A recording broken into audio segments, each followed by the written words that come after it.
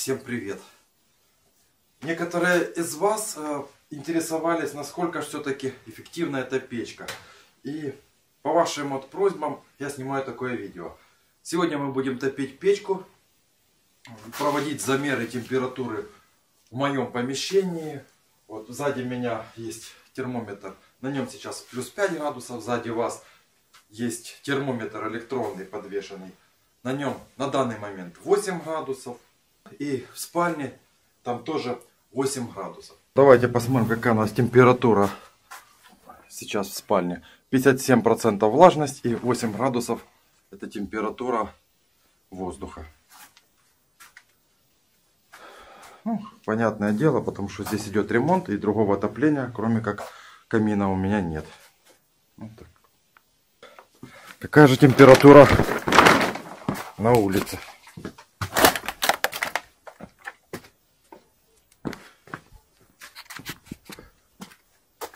А на улице у нас минус 6.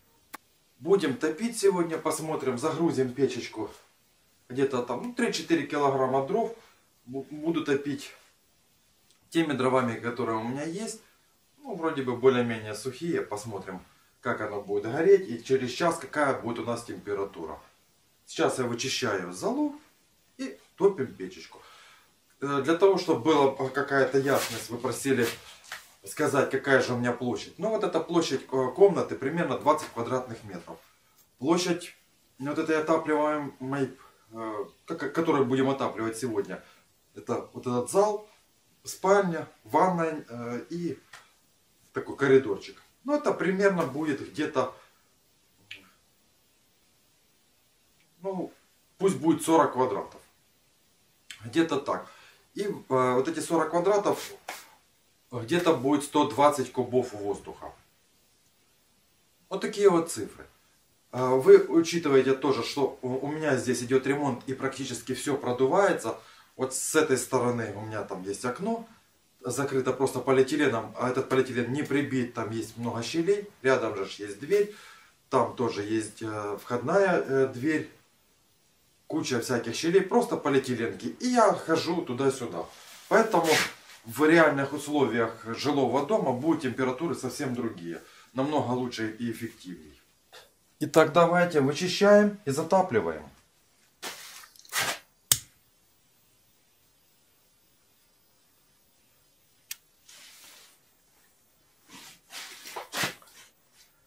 Сейчас разгорится, я подброшу. И мы посмотрим, что у нас будет через час. Какие температуры.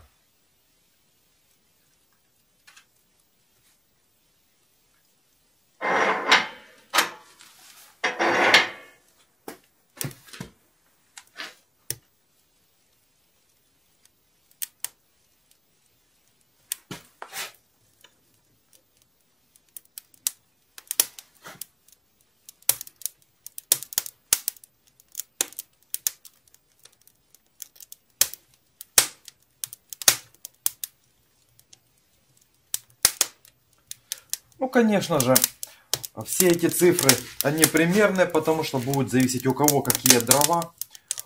У кого-то дуб, у кого-то береза. А у меня то, что было.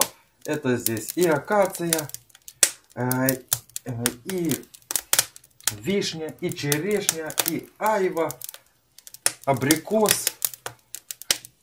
Есть и трухлявые. Ну, в общем, все подряд, все, что было. Ну все, оставляем так, пусть теперь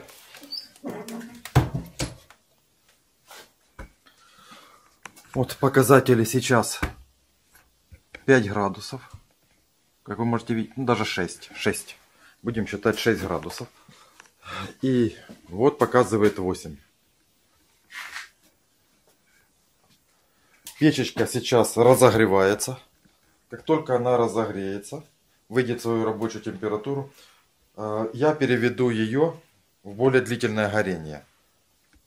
Потому что сейчас она работает на полной своей мощности. Я буду переводить на более низкую мощность, так как я и экономлю дрова. И мне не нужны здесь такие большие температуры. Так как, в принципе, печка обогревает помещение до комфортной для меня температуры. Ну что ж, засекаем время и ждем. Прошло 10 минут. Вот. Печечка прогрелась. И я уже перекрыл шибер на 45%. Ну, для того, чтобы как-то сохранять тепло в самой печке, чтобы она разогревалась. По температурам. Ну что по температурам? Здесь 7 градусов, там 8,5. Еще рано что-то говорить, потому что еще вентилятор не запустился. Поэтому ждем дальше. Он уже вот-вот должен заработать.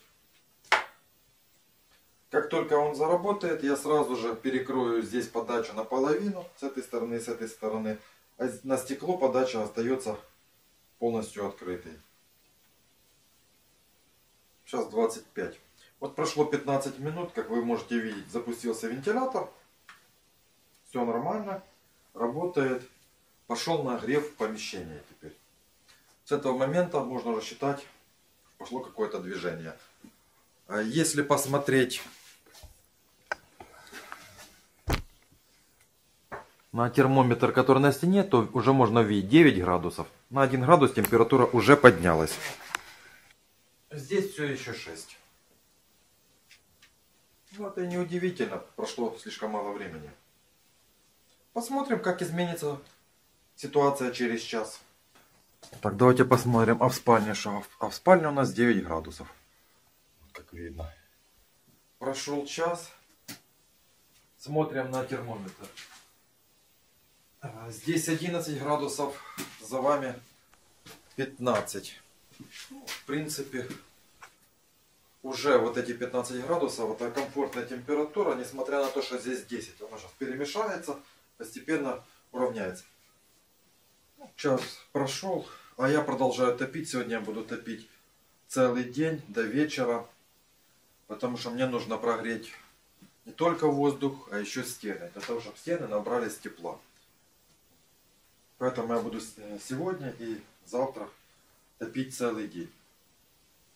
Понятное дело, что прогреть до нужной температуры такое помещение не получится. Во-первых, объем довольно-таки большой. Все-таки 120 кубов воздуха, и этот воздух периодически меняется, потому что вот оттуда холодный воздух постоянно заходит. Отсюда через полиэтиленки вот эти, там же куча щелей, тоже заходит. Поэтому добиться какой-то высокой температуры у меня не получится. Но комфортная температура все равно будет.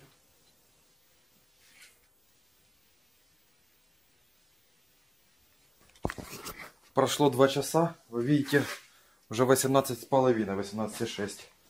И здесь 14. Ну, как бы температура уже довольно-таки комфортная. Мне вот так вот одетым жарко здесь находиться. Ну, я работаю на улице, поэтому у меня такая одежда. Прошло 2,5 часа. Здесь уже, блин, жарко, в общем, здесь. Смотрите, там 21 градус. Возле печки, естественно, температура намного выше. И смотрим здесь. Здесь 16. О, даже 17. 17 градусов в этой стороне. Ну, печка работает очень хорошо. Учитывая, что это все-таки стройка здесь. И все продувается. И я собирал дрова, таскал сюда дрова и часто ходил, выпуская тепло и запуская. Теперь пойдемте посмотрим, что у нас в спальне. Здесь я не знаю, как померить, нету термометра. Но в спальне вот 12,3. Ну, это потому, что тепло все от вентилятора идет, бьет в эту стену. Часть возвращается туда, в спальню, попадает сюда, в ванную, и попадает вот сюда вот в коридор. Очень много в коридоре охлаждается, потому что вот вы можете видеть, закрыта пленкой, а там практически улица. Так же самое здесь пленка, а там везде щели, с которых просто задувает холодный воздух.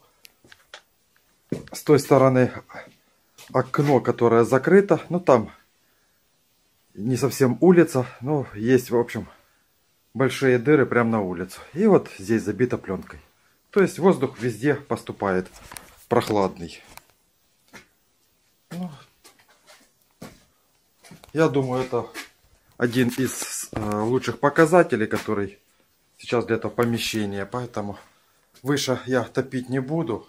Ну, потому что будет сильно жарко. Ну, будет невозможно здесь находиться.